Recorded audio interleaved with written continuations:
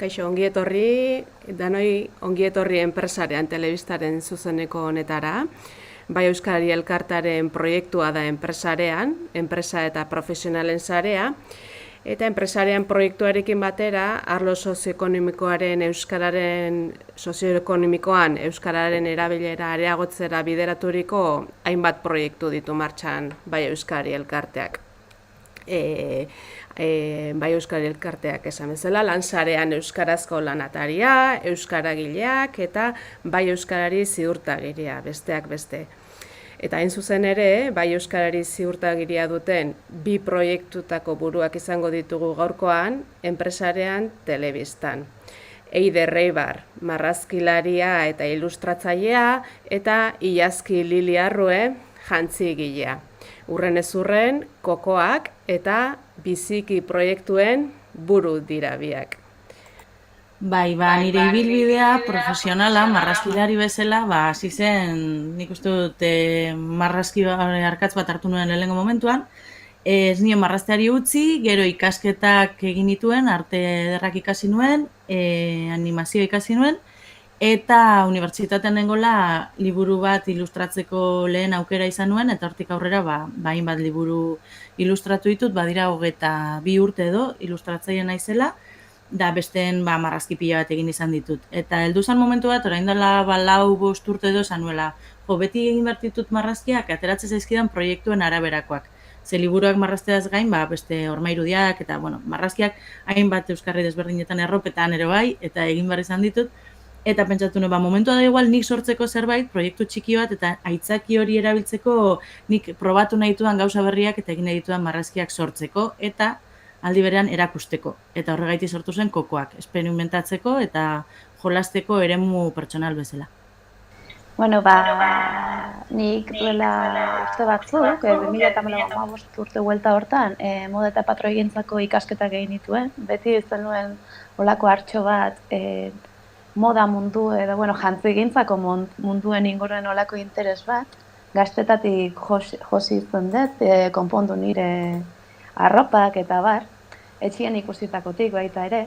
Eta, ikasketa hauek egin ondoren, bai buruen nuen biziki izeneko proiektu hori ez, igual hasiera baten beste idea batetik abiauta, baina bai izan sortu nahi nuena zen, egunerokoen erabiltzeko arropa, erosue eta gorputzea ondo egokitzen zena ez da. Eta, gaur egun hortan nabil, ja 4 urte edo horrela badie, hasi nintzenetik, pare bat arropa eta osagarri batzuk egiten. Eta pixkanaka, marka hori nari da, eskaintza zabalago bat dauket, marka horren baitan.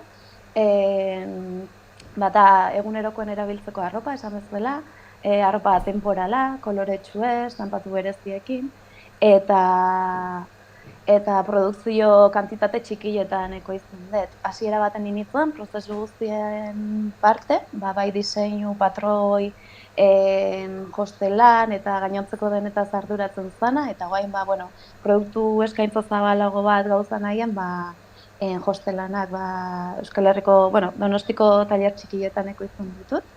Eta, hortan nabil proiektu hori indartu nahian eta bide eman nahian.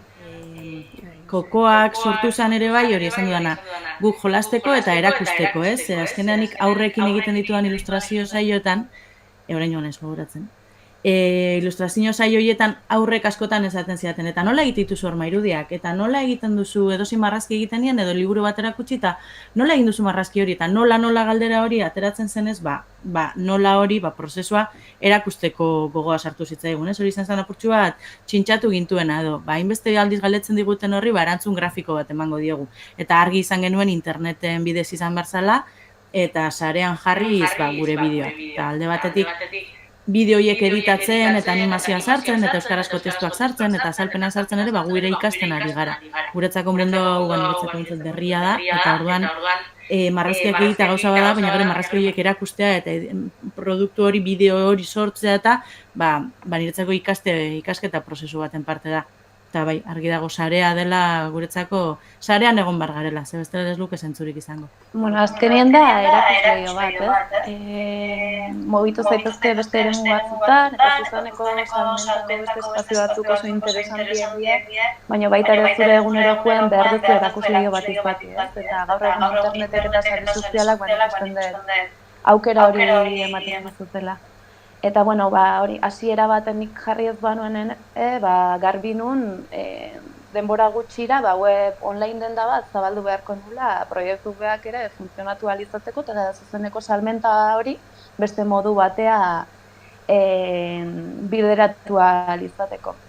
Eta bai online denda eta bai sare sozialak, gaur egun sare sozialak batez ere nik uste edozein sortzaileentzat sekulako tresna diela, hori, jendean hangana iritsi alizateko, behaiekin komunikatzeko, eta behaiek zure marka edo sortzen duzun guzti horren inguruen galderak egin alizateko, nire kasuen da edo ze oial mota, edo ze talla, claro, internet ez ikusten duzu, baina zalantza pila bat dituzu, ez, askotan jantzi bat erosten nahi izan momentutik, ondo gokitu altzaizun gorputza edo ez, eta, gauza guzti horiek zehatzeko, bideratzeko bitarteko bat da, eta baita ere, erosten dizun jendiez gero zure gana zuzentzeko eta gustoko duna azaltzeko, edo, kontaktu hori mantentzeko bitarteko nagusia. Sortu genuen, pasadan urtean sortu genuen, eta orain ezagutzen ematen ari gara web joko bat.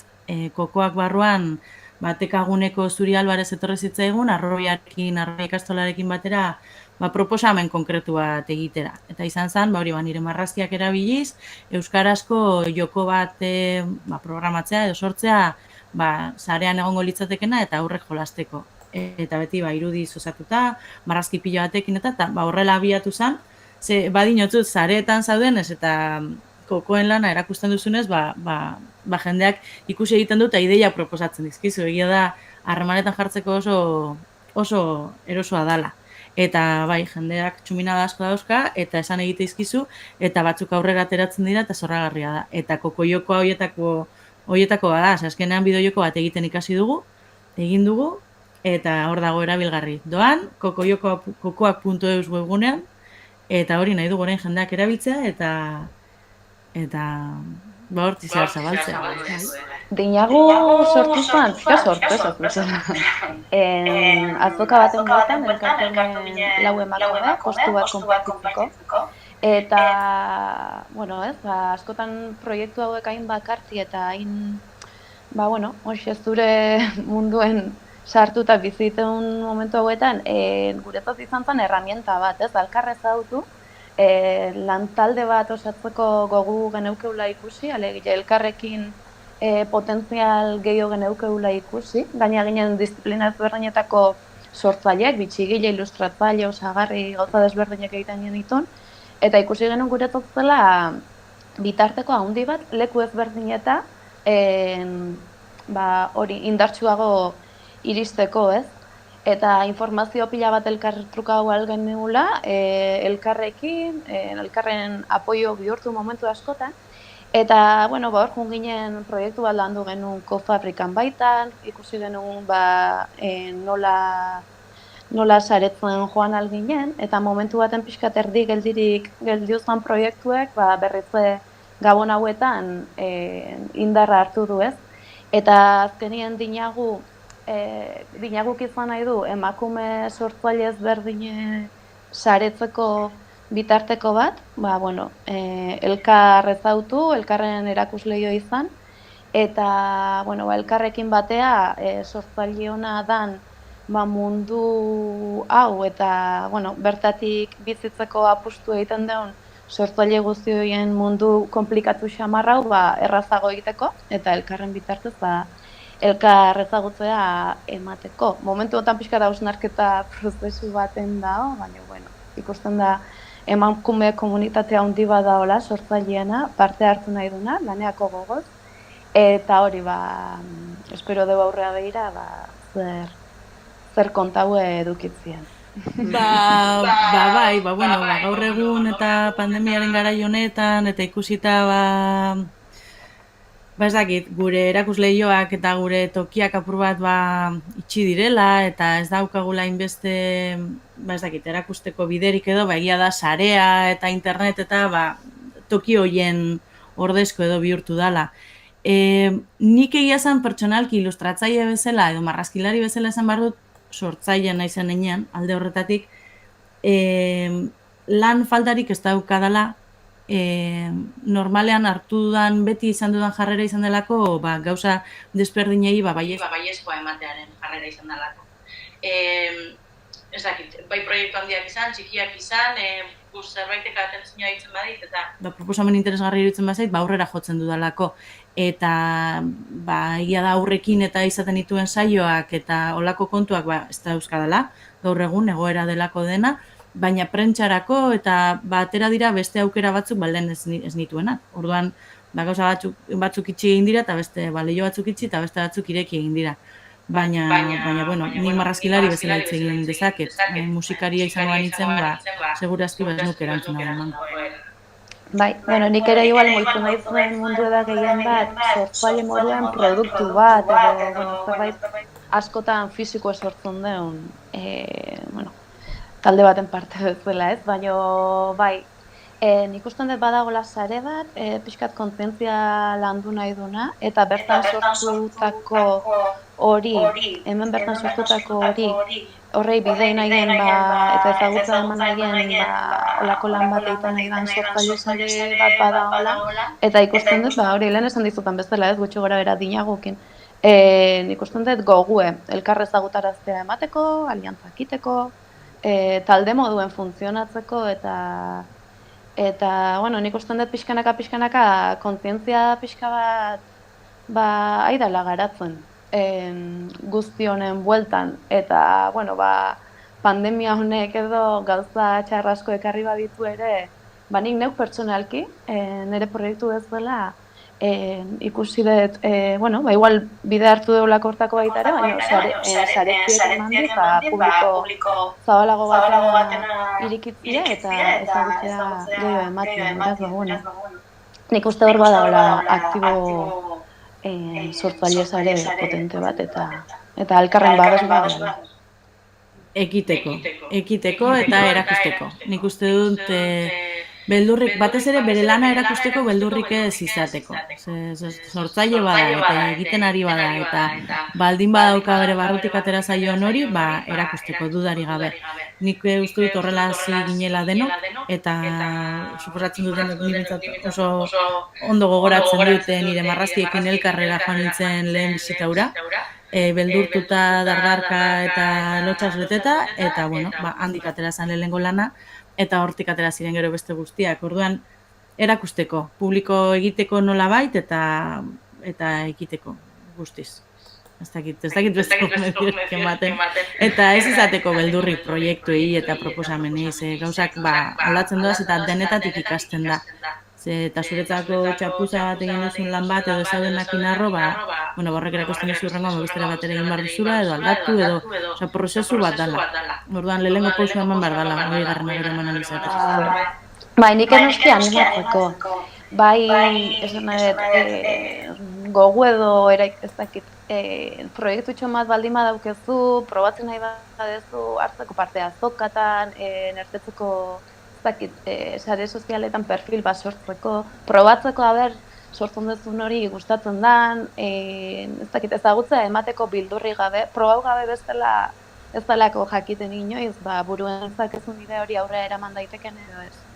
Baina baita ere ez diela errezak proiektu hauek, dedikazio eta denbora asko eskatzen dutela. Eta askotan guk ez, sortzaile artean izan dugu baita ere, nola hain gure proiektu hauek bizigarri, porque kontsumua eredu azkar dauken mundu honetan, jantzimarka bat sortzia jasangarri gerana, edo ez dakit bizina izeti ez dakitze proiektu ez da erreza. Denbora indar da dedikazio asko eskatzen du, eta hori nire uste dauz hartu ideia, bildurri gabe probau, eta ikusten gauzak, pasa papelea, landu proiektue, eta hori, aukera badituzu, ba, segi hortan, ze azkenean gustoko duzun hortatik bizitzen saiatu baino ez, zer erre, orduan.